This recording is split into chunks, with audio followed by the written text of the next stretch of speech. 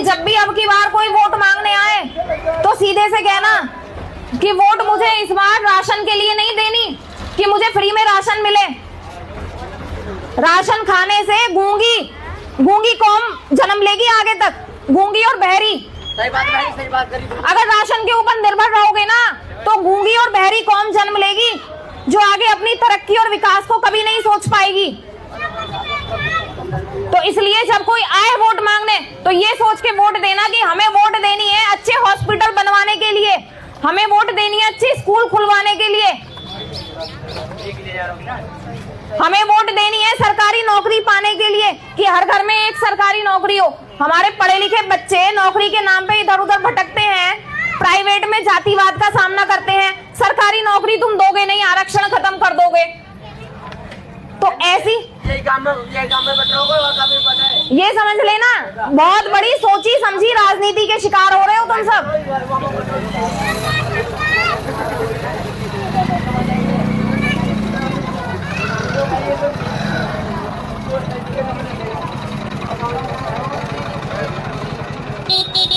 मान्यवर साहब अक्सर कहते थे कि हमारा जो समाज है ना, ये रूटलेस कहते थे इंग्लिश में इसको, रूटलेस। इसकी जड़ें पता नहीं चलती हैं, जड़ें हैं या नहीं। तो वो कहते थे जब मैंने इसके संगठन पर जोर दिया, इसकी जड़ों पे विचार किया तो मुझे ये रूटलेस लगा कि इसकी जड़ें नहीं है। तो मैंने सोचा ये तो ऐसा समाज है जिसकी जड़ें ही नहीं है। पहले तो हमें जड़ें बनानी पड़ेंगी और फिर उन जड़ों को मजबूत करना पड़ेगा। तो अभी आप ये सोचो कि हमारी जड़ें ये कौन है? ये युवा बच्चे और ये छोटे बच्चे ही तो हैं, क्योंकि बाबूजी ने जो समय देखा है वो इन बच्चों ने थोड़ी देखा है। जो अम्मा को इनको असलियत पता है समाज की, पहले कैसा समाज था अम्मा बताओ? क्या आपकी बहू बेटियों ने वो स्थिति देखी है? आजकल की बहू बेटियों ने नहीं देखी वो स्थिति जो आपने देखी है।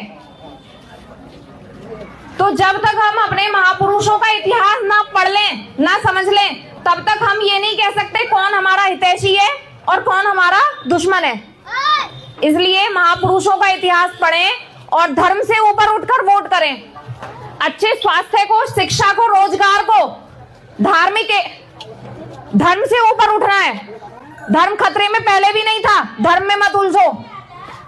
खतरे में तुम्हारी क्या है? शिक्षा, स्वास्थ्य और रोजगार, क्योंकि यही चीजें तुम्हें नहीं मिल रही है।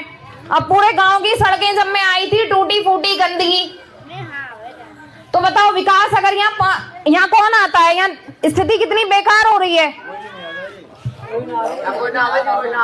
तो अब सब लोग ये कहते हैं कि वोट देनी, भैया वोट, खाना कमाना, मेहनत हमें खुद करनी पड़ेगी।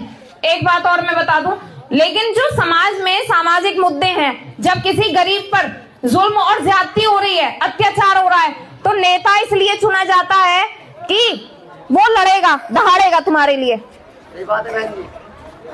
भले ही हम किसी को परेशानी में आर्थिक सहयोग ना दें 200-400 रुपए, लेकिन जब किसी पर अत्याचार हो रहा है उसके संग तो खड़े हो जाओ। उसके लिए ही तो वो ही बहुत मजबूती है।